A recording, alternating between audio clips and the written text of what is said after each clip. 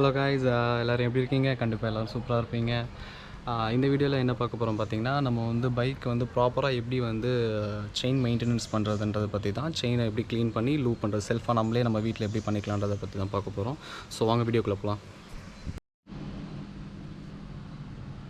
ஆக்சுவலாக வந்து நம்ம வந்து செயின் க்ளீன் பண்ணி லூப் பண்ணுறதுக்கு வந்து க்ளீனர் அண்ட் வந்து செயின் லூப் தேவை.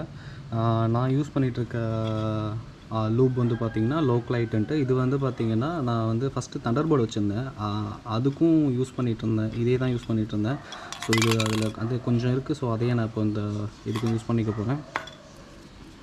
அண்ட் வந்து நான் க்ளீனர் யூஸ் பண்ணுற ப்ராண்ட் பார்த்திங்கன்னா மோட்டூல். என்கிட்ட வந்து க்ளீனர் வந்து லூபுமே மோட்டூலில் இருக்குது. பட் ஆனால் இது வந்து நான் ஃபஸ்ட்டு யூஸ் பண்ணிகிட்டு இருந்த ப்ராண்ட் இது. ஸோ இதில் கொஞ்சம் இருக்குன்றதுனால இதே யூஸ் பண்ணிக்கலான்னு இருக்கேன். ஸோ இது ரெண்டுமே மெயின். அண்ட் வந்து நீங்கள் க்ளீன் பண்ணுறதுக்கு முன்னாடி நீங்கள் வந்து வீட்டில் டைல்ஸ் அந்த மாதிரி ஏரியாவில் போடுறீங்கன்னா அந்த மாதிரி ஒரு நியூஸ் பேப்பர் போட்டுக்கோங்க. ஏன்னா நம்ம வந்து க்ளீனர் போட்டதுக்கப்புறம் பார்த்திங்கன்னா அதுலேருந்து வந்து அழுக்கு கீழே சொட்டுச்சுன்னா டைல்ஸை க்ளீன் பண்ணுறது கஷ்டம். அப்புறம் வீட்டில் நீங்கள் தான் திட்டு வாங்குவீங்க. அண்ட் வந்து எல்லாருமே வந்து செயின் க்ளீன் பண்ணுற ப்ரஷ் வந்து யூஸ் பண்ணியிருப்பாங்க. நான் ஆக்சுவலாக என்கிட்ட அந்த ப்ரஷ் இல்லை. ஸோ வந்து நான் வந்து நம்ம நார்மல் ப்ரஷ்ஷே தான் யூஸ் பண்ணுறேன். லாஸ்ட் டைமும் இதை தான் நான் யூஸ் பண்ணிகிட்ருந்தேன். க்ளீன் பண்ணுறதுக்கு தான் யூஸ் பண்ணேன்.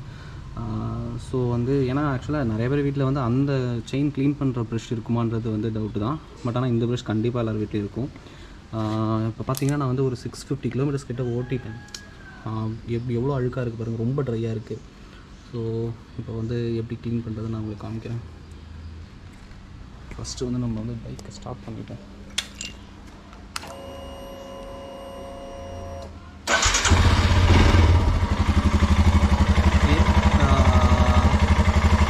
ஸ்டார்ட் பண்ணிட்டு எப்போவுமே வந்து லூபாக இருந்தாலும் க்ளீனராக இருந்தாலும் யூஸ் பண்ணுறதுக்கு முன்னாடி நல்லா ஷேக் பண்ணிவிட்டு அப்புறம் யூஸ் பண்ணுவேன்.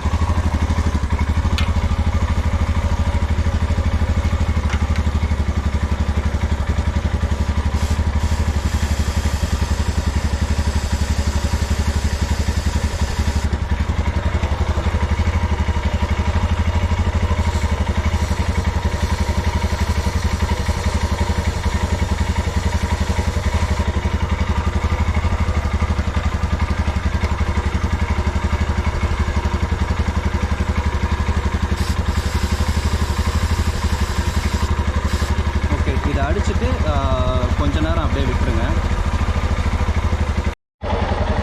ஓகேங்க, இப்போ வந்து ப்ரஷ்ஷை வச்சு நீங்கள் க்ளீன் பண்ணிக்கலாம் பேலன்ஸ் இருக்கிறத.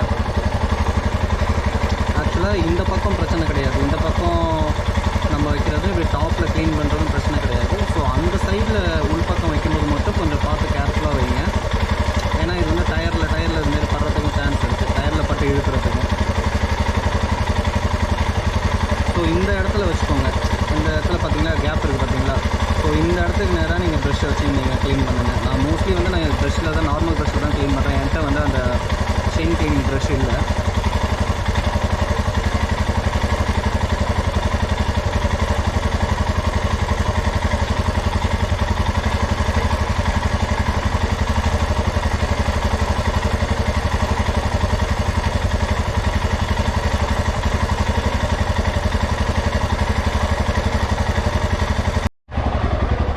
ப்ரஷ் வச்சு க்ளீன் பண்ணதுக்கப்புறம் நான் வந்து இன்னொரு டைம் வந்து க்ளீனர் அப்ளை பண்ணிக்குவேன்.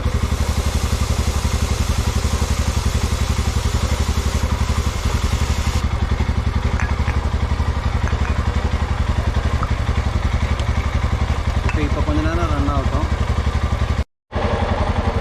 ஓகேங்க, இப்போ வந்து ஆல்மோஸ்ட் எல்லா அழுக்குமே வந்து க்ளீன் ஆகிடுச்சு. இங்கே பார்த்துக்கிட்டிங்களான்னு தெரியும். இதுக்காக தான் நான் வந்து பேப்பர் ஃபஸ்ட்டே போட்டுருங்கன்னு. டைல்ஸ் ஆனிச்சுன்னா ஒட்டிச்சுன்னா அதை க்ளீன் பண்ணுறது ரொம்ப கஷ்டமாக இருக்கும். இப்போது லாஸ்ட்டாக ஒரு டைம் வந்து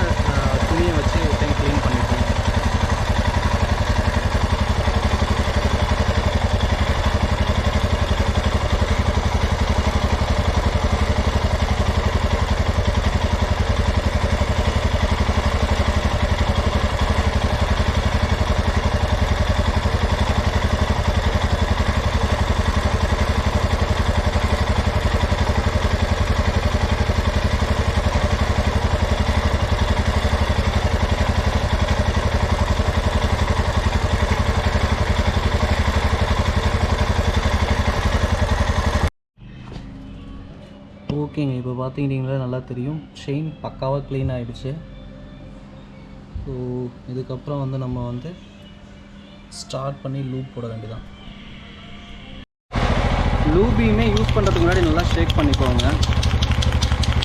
ஷேக் பண்ணிவிட்டு அந்த செயின்ஸ் பேக்கெட்டில் நல்லா படுற மாதிரி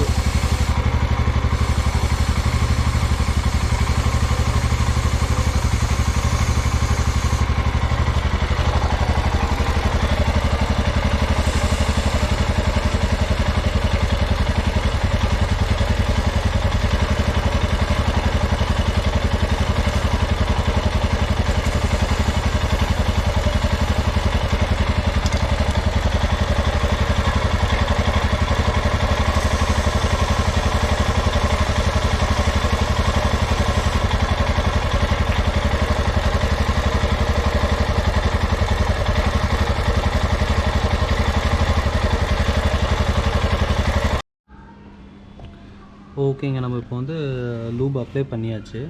ஆக்சுவலாக வந்து லூப் அப்ளை பண்ணதுக்கப்புறம் பார்த்திங்கன்னா நம்ம அந்த டயர் ரிம்மு இந்த ஏரியாலாம் கொஞ்சம் க்ளீன் பண்ணிவிடுங்க. ஏன்னா இதுக்கு மேலே மண் பட்டு பார்த்திங்கன்னா அந்த ரிம் வந்து ரொம்ப அழுக்காயிடும். அப்புறம் அதை க்ளீன் பண்ணுறது கொஞ்சம் கஷ்டமாக இருக்கும்.